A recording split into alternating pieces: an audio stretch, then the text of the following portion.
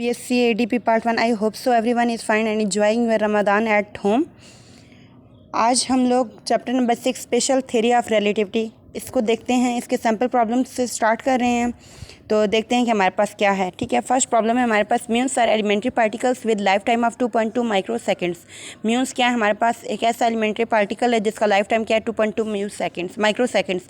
म्यून्स हमारे पास होते क्या, ये हमारे पास अनस्टेबल लेप्टन्स हैं। लेप्टन्स क्या होते हैं, अब हमारे पास ऐसे सब एटॉमिक पार्टिकल्स होते हैं जो क्या करते हैं, does not take part in strong interaction, यानी स्ट्रॉन्ग बॉन्डिंग में जो पार्ट नहीं लेते वो लेप्टन्स होते हैं। और ये हमारे पास ऐसे अनस्टेबल लेप्टन्स हैं जो सिमिलर टू इलेक्ट्रॉन्स हैं, लेकिन इनका मास जो है वो मास ऑफ इलेक्ट्रॉन से 207 टाइम्स ग्रेटर है। तो ये कहते हैं कि हमारे पास सारे elementary particles with a lifetime क्या है, अरसा हयात कि कितने अरसे में ये मॉलिक्यूल या ये पार्टिकल या ये इलेक्ट्रॉन जिंदा रहेगा, तो उसको हम कहते हैं लाइफ टाइम। तो वो कहते हैं कि म्यून्स सारे elementary particles with lifetime of 2.2 microseconds, मतलब 10⁻⁻⁶ seconds. They are produced with very high speed in the upper atmosphere when cosmic rays collide with air molecules. अब वो क्या कहते हैं कि हमारे पास दे आर प्रोड्यूस्ड, ये प्रोड्यूस्ड होते हैं कब, जब हमारे पास हाई स्पीड में अपर एटमॉस्फेयर में कॉस्मिक रेस कोलाइड्स करती हैं एयर मॉलिक्यूल्स के साथ, हाई स्पीड में अपर एटमॉस्फेयर। अब अपर एटमॉस्फेयर क्या है, हमारी अर्थ से 10 किलोमीटर अबव, यानी ट्रोपोस्फेयर से अबव जितनी हमारे पास लेयर्स हैं वो सारी क्या हैं, अपर एटमॉस्फेयर में आती हैं। तो वो कहते हैं कि अपर एटमॉस्फेयर में अगर कॉस्मिक रेस जो हैं वो कोलाइड्स करती हैं एयर मॉलिक्यूल्स के साथ। कॉस्मिक रेस क्या है हमारे पास, कॉस्मिक रेस हमारे पास हाई एनर्जी प्रोटॉन्स या एटॉमिक न्यूक्लियस होते हैं जो मूव करते हैं through the space at nearly speed of light. ठीक है, हमारे पास ये ऐसे न्यूक्लियाई या एटॉमिक न्यूक्लियाई या प्रोटॉन्स होते हैं, हाई एनर्जी प्रोटॉन्स होते हैं जो स्पेस में मूव करते हैं नियरली किस स्पीड के साथ, स्पीड ऑफ लाइट के साथ। ये जब टकराते हैं किसके साथ, कोलाइड्स करते हैं एयर मॉलिक्यूल्स के साथ, तो हमारे पास क्या प्रोड्यूस होते हैं, म्यून्स एलिमेंट्री पार्टिकल्स प्रोड्यूस होते हैं जिनका लाइफ टाइम क्या है 2.2 माइक्रो सेकेंड्स। फिर उसने कहा कि टेक हाइट L0, उसका L0 हाइट लो एटमॉस्फेयर से 100 किलोमीटर, यानी वो अर्थ की सरफेस से कहाँ तक है, एटमॉस्फेयर की 100 किलोमीटर तक है, वहाँ कहीं ये कोलिजन होती है। और find minimum speed that will enable the muons to survive the journey to the surface of the earth, कि वहाँ एटमॉस्फेयर से नीचे ज़मीन तक की सरफेस तक जो उसकी जर्नी है उसकी मिनिमम स्पीड आप बता दो। और इसको आपने दो तरीके से सॉल्व करना है। एक अर्थ फ्रेम ऑफ रेफरेंस है, यानी आप ज़मीन पे खड़े होकर उसको 100 किलोमीटर अबव देख रहे हो और वहाँ से उस पार्टिकल को आते हुए उसका लाइफ टाइम और ये सब चीज़ें आप देख रहे हो। सेकेंड आपने देखना है in the muon frame of reference के, in the muon frame of reference क्या है हमारे पास, कि उसी फ्रेम ऑफ रेफरेंस जिसमें आप ये सपोज कर लो कि आप उसी पार्टिकल के ऊपर बैठे हो। ठीक है, देखें ऐसा तो हो नहीं सकता कि हम पार्टिकल के ऊपर बैठे, लेकिन आप ये सपोज करो अपने आप को कि आप उस पार्टिकल के फ्रेम में हो, वही जो पार्टिकल है उसी के ऊपर से उस चीज़ को मेजर कर रहे हो, तो उसमें भी आपने स्पीड ऑफ लाइट बतानी है, speed of minimum speed of its journey बतानी है जिसमें वो सर्वाइव करेगा। ठीक है, अब सबसे पहले हमें चेंज इन टाइम उसने दिया है, डेल टी नॉट क्या दिया 2.2 माइक्रो सेकेंड्स, 2.2 मल्टीप्लाई माइक्रो को क्या लिख सकते हैं 10⁻⁻⁶, 100 किलोमीटर है L0 यानी हाइट है उसने दी है, और किलोमीटर को जब मीटर में चेंज करते हैं मल्टीप्लाई 1000 से, यानी 10⁻³ से मल्टीप्लाई कर देते हैं। सी स्पीड ऑफ लाइट है और चेंज इन टी मालूम करना है। हमने मालूम क्या करना था, मिनिमम स्पीड के लिए हमें अब क्या आप लिखेंगे, चलें इसको देख लेते हैं। यहाँ पे ये देखिए मैंने एक हल्का सा स्केच बनाया कि अर्थ की सरफेस है, यहाँ से L0 डिस्टेंस है, यहाँ पर एटमॉस्फेयर है, L0 क्या है 100 किलोमीटर है, यहाँ कहीं कोलिजन्स होती हैं कॉस्मिक रे और एयर मॉलिक्यूल की, और वो जब कोलाइड्स करेंगे आप इसमें म्यून एलिमेंट्स हमारे पास एक प्रोड्यूस होगा, उसकी हमने ट्रैवल जर्नी है बतानी है, लाइफ टाइम उसने हमें दे दिया है, हमने ये चीज़ फाइंड आउट करनी है। ठीक है, अब इसको देख लेते हैं कैसे हमने करना है। हमें गिवन उसने दिया है, प्रॉब्लम नंबर 1 है गिवन डेटा उसने हमें दिया है। क्या दिया है, सबसे पहली चीज़ उसने चेंज इन टाइम T0 दे दिया है कितना 2.2 माइक्रो सेकेंड्स। उसके बाद उसने क्या दिया है, L0 दे दिया है कितना 100 किलोमीटर, जिसको हम लिख सकते हैं 100 × 10⁻³ मीटर्स। उसके बाद उसने क्या दिया है, हमें स्पीड ऑफ लाइट बताई है। स्पीड लाइट तो हमें सबको पता है 10⁸ मीटर पर सेकेंड्स होती है। उसके बाद हमें निकालना क्या है, यू निकालना है, ए और बी यू ही निकालना है। क्यों, एक फ्रेम निकालना है हमने फ्रेम ऑफ अर्थ से, और दूसरा हमने निकालना है फ्रेम ऑफ म्यून पार्टिकल। यहाँ तक समझ आ गई है। CL पार्टिकल्स, ये ठीक है। गिवन डेटा में क्या दिया, चेंज इन टाइम बताया है उसने, एल नॉट हाइट बताई है, सी बताया उसने, कहा है कि टू फाइंड, ये चीज़ हमने फाइंड करनी है। फाइंड हमने करना है यू फ्रेम ऑफ अर्थ से इसकी स्पीड और minimum speed frame of muon particle से मालूम करनी है। अब देख लें हमारे पास यू का फार्मूला क्या है। यू का फार्मूला हमारे पास यहाँ पे बताना है, यू मालूम करना है ना, तो इसका हम फार्मूला लिख लेते हैं। इसका हमारे पास फार्मूला क्या होता है, change in time is equal to change in time t not divided by 1 minus u का स्क्वायर डिवाइडेड बाय सी का स्क्वायर। ये हमारे पास फार्मूला होता है किसका, यू का, स्पीड ऑफ लाइट। क्यों यू का फार्मूला है, क्योंकि यहाँ से हम यू निकाल सकते हैं। इसको आप क्या देखिए, नंबर ए या 1, यहाँ से हमने चेंज इन टी निकालना है। जब चेंज इन टी निकल आएगा तब हमें पता चलेगा कि हमने आगे क्या करना है।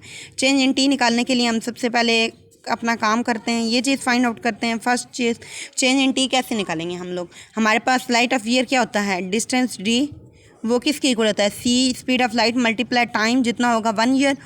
यहाँ हम डी को हम लिख सकते हैं L not, c as it is, और टी को हम लिख सकते हैं चेंज इन टी नॉट। तो यहाँ पे हमारे पास चेंज इन टी, सॉरी यहाँ चेंज इन टी, तो यहाँ से हम क्या लिख सकते हैं, L not is equal to c multiply change in t था। यहाँ से हमने निकालना क्या है, चेंज इन टी, तो सी को इधर ले जाएं, एल नॉट बाय सी, यहाँ से चेंज इन टी निकालते हैं। एल नॉट की वैल्यू क्या है, 100 मल्टीप्लाई 10⁻³ मीटर पर सेकेंड, और सी की क्या है, सी की वैल्यू है हमारे पास क्या, 3 मल्टीप्लाई 10⁸ मीटर पर सेकेंड।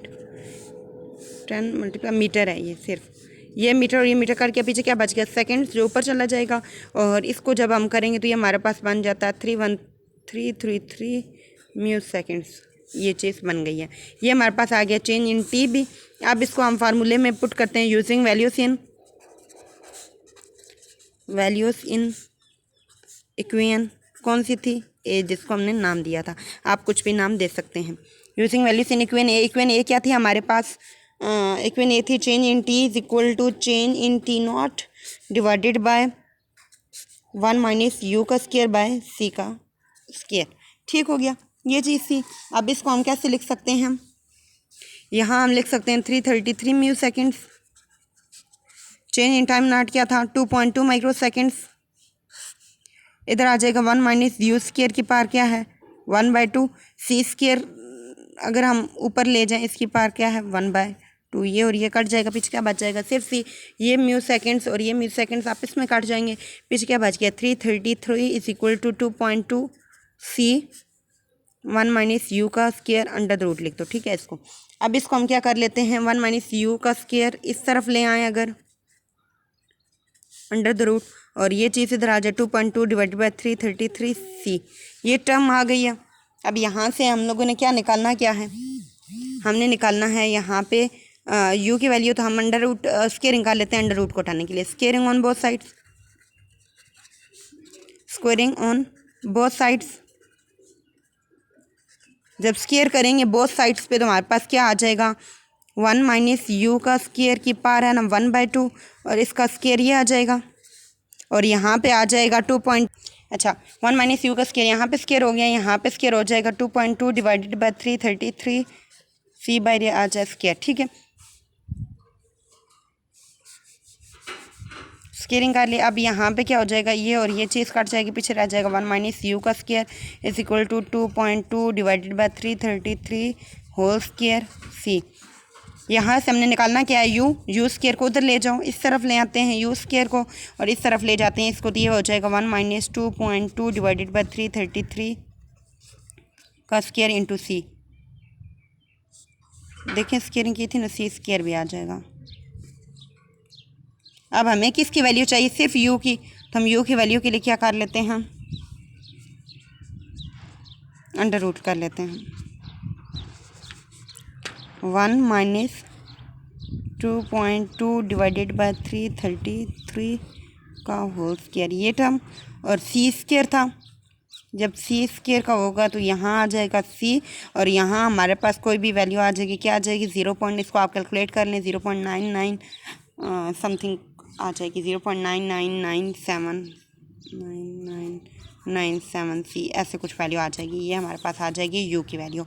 ये कौन से फ्रेम में है? ये फ्रेम ऑफ द अर्थ में। अभी हमने किसको डिस्कस किया? फ्रेम ऑफ द अर्थ को। अब हम करते हैं फ्रेम ऑफ म्यून पार्ट। अच्छा जी, नेक्स्ट अब हमने देखना है बी पार्ट है frame of mu particle.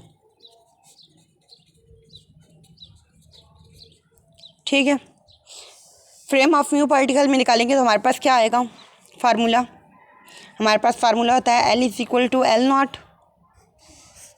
1 minus u square divided by c का स्केयर। ये पेज नंबर 219 पे फार्मूला है और वो जो पिछला फार्मूला था वो पेज 220 पे था। अच्छा, इसको देखें, ये हमारे पास आ गया। हमें क्या निकालना है? सबसे पहले ये L निकालना है। इसको आप क्या देख हुए नंबर कोई भी B। ठीक है, L की वैल्यू निकालने के लिए हम सबसे पहले करते हैं L की वैल्यू निकालते हैं। वही फार्मूला लगे, L is equal to c del t not कहा था।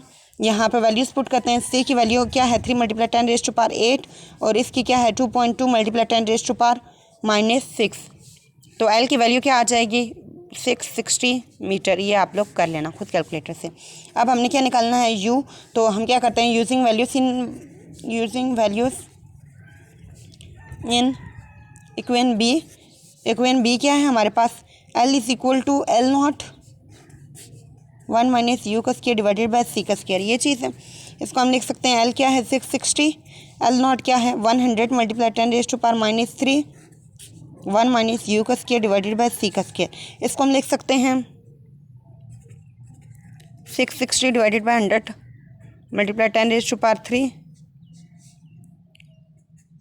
और यहाँ आ जाएगा 1 माइनस यू का square under the root 1 minus u का स्क्वायर और ये सी स्क्वायर नीचे से यहाँ आ जाएगा साथ।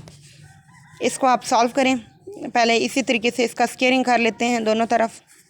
स्क्वेयरिंग ऑन बोथ साइड, दोनों तरफ स्क्वेयर करेंगे। ये चीज़ कट जाएगी, पीछे क्या रह जाएगा? 1 माइनस यू का स्क्वायर इज इक्वल टू ये पूरी टर्म 660 100 × 10⁻³ का स्क्वायर सी का स्क्वायर।